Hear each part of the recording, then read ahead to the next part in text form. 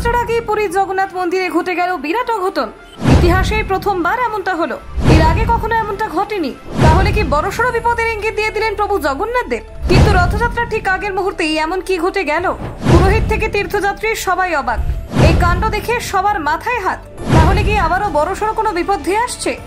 দেখুন, পুরীর জগন্নাথ মন্দিরে রথযাত্রার প্রাক্কালে ঘটে গেল এক চাঞ্চল্যকর অপ্রত্যাশিত ঘটনা, যা ধর্মপ্রাণ মানুষের মনকে নাড়িয়ে দিয়েছে। মন্দিরে গারদা ঘর থেকে চুরি হয়ে গেছে প্রায় 70টি 10 মূল মোদকা নামক আয়ুর্বেদিক ওষুধ। এই ওষুধগুলি শুধুমাত্র একটি ওষুধ নয়, দেবতাদের আধ্যাত্মিক পুনরুজ্জীবনের গুরুত্বপূর্ণ উপাদান। আনাসারা নামক এক বিশেষ সময়কালে এই ওষুধ ব্যবহার করা হয় জগন্নাথ, বলভদ্র, সুভদ্রার স্বাস্থ্যের প্রতীকী পুনর্গঠনের জন্য। অর্থাৎ রথযাত্রার আগে দেবতাদের শরীর সুস্থ করার উদ্দেশ্যে এই আয়ুর্বেদিক মিশ্রণ ব্যবহার করা হয়। এমন একটি গুরুত্বপূর্ণ সময়ের আগে ওষুধ চুরির ঘটনা শুধু ধর্মীয় ভাবাবেগ নয়, প্রশ্ন তুলেছে প্রশাসনিক তৎপরতা ও নিরাপত্তা ব্যবস্থা নিয়ে। এই ঘটনার প্রথম অভিযোগ তুলেছেন গারদারোহী হালধর দাস মহাপাত্র। তার কথায়, মন্দিরের গারদা ঘরে থাকা মোট 313টি 10 মূল মোদকার মধ্যে 70টি অনুপস্থিত। তিনি জানিয়েছেন, শুক্র ও শনিবার রাতে তিনি ঘরে ওষুধ গুনে এই অনিয়ম লক্ষ্য করেন।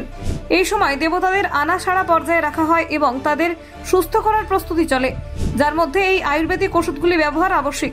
এই পরিস্থিতিতে 70টি মোদকার চুরি রীতিমতো ভক্তমহলে উদ্বেগ সৃষ্টি করেছে। অভিযোগ পেয়ে তৎপর হয়েছে শ্রী জগন্নাথ টেম্পল অ্যাডমিনিস্ট্রেশন। তারা জানিয়েছে, ইতিমধ্যে এই বিষয়টি তদন্ত শুরু হয়েছে। গারদা ঘরের সিসিটিভি ফুটেজ খতিয়ে দেখা হচ্ছে এবং অভিযুক্ত ব্যক্তি বা গোষ্ঠীকে শনাক্ত করার কাজ চালানো হচ্ছে। এসজেটিএ সূত্রে জানানো হয়েছে, এমন একটি ঘটনা মন্দিরের বহু বছরের ইতিহাসে সম্ভবতই প্রথম। তাই তারা কোনোভাবেই বিষয়টিকে হালকাভাবে নিচ্ছেন না। এই ঘটনায় জড়িত কেউ যদি প্রমাণিত হন, তাহলে তার বিরুদ্ধে কঠোর আইনানুগ ব্যবস্থা নেওয়া হবে। অন্যদিকে উড়িষ্যার আইনমন্ত্রী পৃথ্বীরাজ হরিচন্দ্রন গোটা বিষয়টিকে অমূলক বলে দাবি করেছেন। তার বক্তব্য, মোদকা কাউন্ট করা হয় না, তাই চুরির প্রশ্নই ওঠে না। কেউ কেউ ইচ্ছাকৃতভাবে বিভ্রান্তি ছড়াচ্ছেন। তার এমন মন্তব্যে বিতর্ক আরও বেড়েছে। অনেকেই মনে করছেন সরকারের পক্ষ থেকে বিষয়টিকে গোপন বা নস্যাৎ করার চেষ্টা করা হচ্ছে, যা মন্দির প্রশাসনের স্বচ্ছতা ও জবাবদিহিতা নিয়ে প্রশ্ন তোলে। ঘটনার পরিপ্রেক্ষিতে প্রতিক্রিয়া জানিয়েছেন পুরীর বিজেডি বিধায়ক গণেশ্বর বেহেরাও।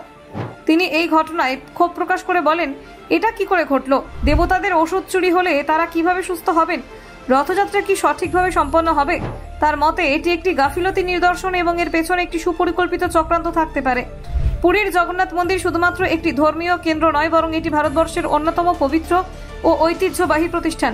প্রতি বছর লক্ষ লক্ষ ভক্ত এই মন্দির দর্শনে আসেন এবং রথযাত্রা উপলক্ষে এখানে বিশাল জনসমাগম ঘটে। দেবতাদের আনাসাড়া পর্যায়টি অত্যন্ত গুরুত্বপূর্ণ। এই সময় তারা অসুস্থ অবস্থায় থাকেন এবং সেই সময় দর্শনার্থীদের চোখের আড়ালে থাকেন তারা। এরপর ওষুধ দিয়ে তাদের সুস্থ করা হয় এবং রথযাত্রার দিনে তারা নতুন আকারে জনসাধারণের সামনে দর্শন দেন।